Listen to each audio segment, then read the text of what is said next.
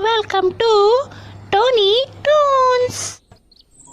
हमारे Toony Toons channel को subscribe कीजिए और नोटिफिकेशन बेल दबाना ना भूलिए। दूर किसी जंगल में एक टूनी चिड़िया अपने दो छोटे छोटे बच्चों के साथ रहा करती थी।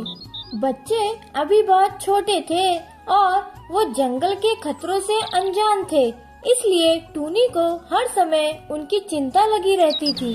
टूनी चिड़िया अपने घोंसले के आसपास से ही अपने बच्चों के लिए दाना ढूंढकर ले आती थी और अपने बच्चों को दाना खिलाने के बाद जो भी समय बचता वो उसमें लकड़ियों का एक मजबूत घर बनाया करती। टूनी चिड़िया ने लगभग आधा घर तैयार कर लिया था। माँ, हम इस घोंसले में भी तो रह सकते हैं, तो फिर आप क्यों इतनी मेहनत कर रही हो इस लकड़ी के घर को बनाने के लिए? ओह मेरी बेटी, मुझे डर है अगर हमारे घोंसले के आसपास का दाना खत्म हो गया तो मैं आप दोनों को अकेला छोड़कर दूर भोजन की खोज पर कैसे जा पाऊंगी? माँ, लकड़ियों के घर में भी तो हम दोनों अकेले ही होंगे, मगर मेरी बच्ची लकड़ियों के घर में आप सुरक्षित होंगे। मैं उस घर में एक मजबूत दरवाजा लगाऊंगी जिसे पूरे जंगल में कोई न तोड़ पाए। ऐसे ही कुछ दिन बीतते गए और टूनी चिड़िया ने अपने बच्चों के लिए एक मजबूत लकड़ियों का घर बना लिया। और फिर वही हुआ जिसका टूनी चिड़िया को डर था। एक दिन वो दाना की खोज पर निकली थी। उसे कहीं भी दाना नहीं मिलता। वो सारा दिन इधर उधर दाना की खोज में फिरती है, मगर शाम होने को आई फिर भी उसे दाना नहीं मिला और वो खाली हाथ घर लौटती है। माँ, आज आपने हमारे लिए दाना नहीं लाया?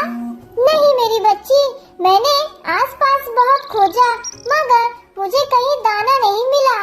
कल मैं दूर तक दाना की खोज पर जाऊंगी। सुबह हो जाती है और दूसरे दिन टूनी चिड़िया अपने बच्चों से कहती है, बच्चों, आज मैं दाना लेने दूर तक जाऊंगी, तो आप घर का दरवाजा अंदर से बंद कर लेना और जब तक मैं घर वापस न आऊँ तब तक दरवाजा न खोलना।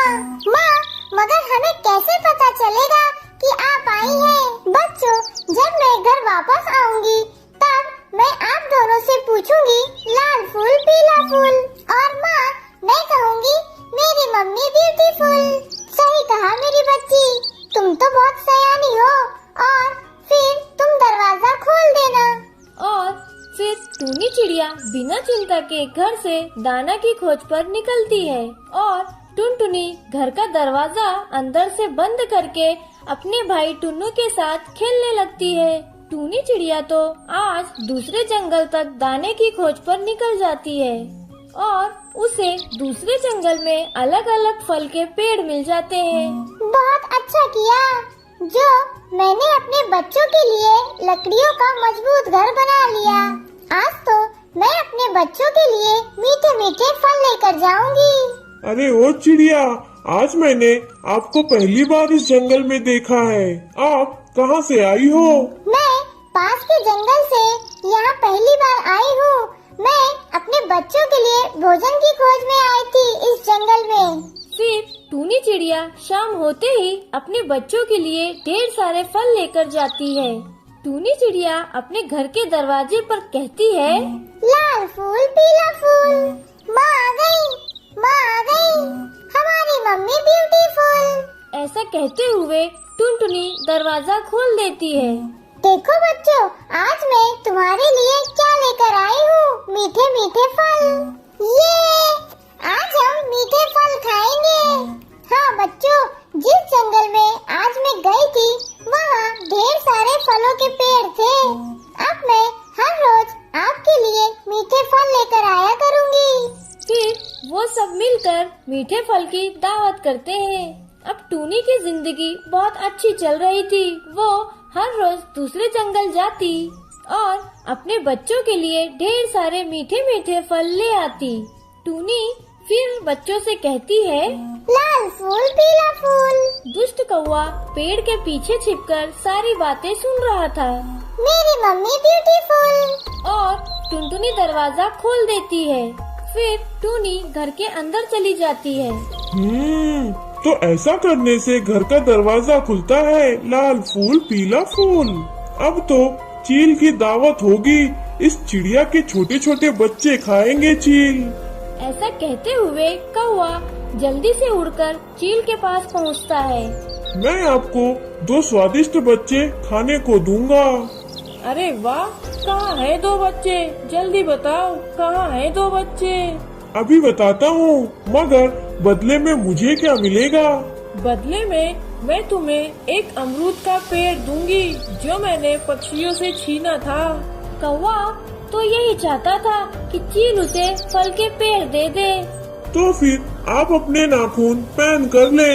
कल टूनी जब भोजन लेने जाएगी तो मैं आपको खिलाऊंगा चिड़िया के बच्चे। मगर कालू, उस चिड़िया के घर का दरवाजा बहुत मजबूत है, वो अंदर से बंद होता है। उसकी चिंता आप न करिए, मैं दरवाजा खुलवा दूंगा। आज योजना के अनुसार जब टूनी भोजन लेने जाती है तब कौवा और चील टूनी के घर की तरफ जाते हैं।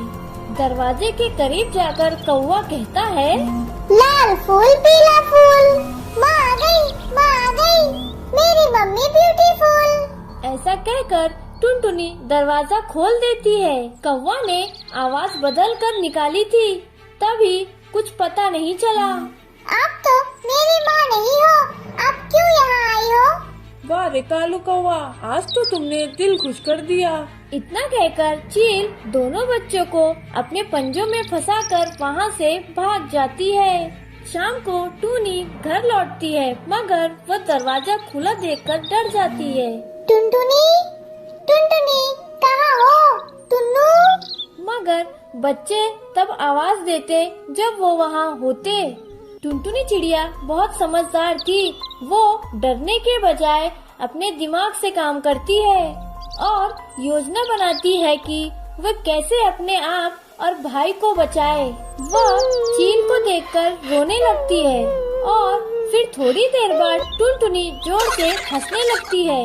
ये देखकर चील बहुत हैरान होती है। अरे ये चिड़िया, तुम पहले रोई फिर हंसी, ये क्या बात हुई?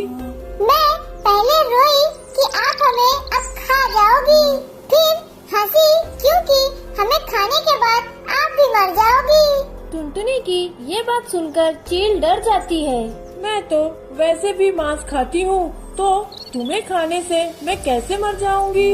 हम दोनों भाई बहन को एक बड़ी बीमारी है और कालू कौवा तो आपको मारना ही चाहते हैं, इसलिए उन्होंने हमें आपके पास लाए हैं। अच्छा, तो वो दुष्ट कौवा मेरा दुश्मन है, मैं उसे दोस्त समझी थी। चलो भागो यहाँ से बीमार बच्चों।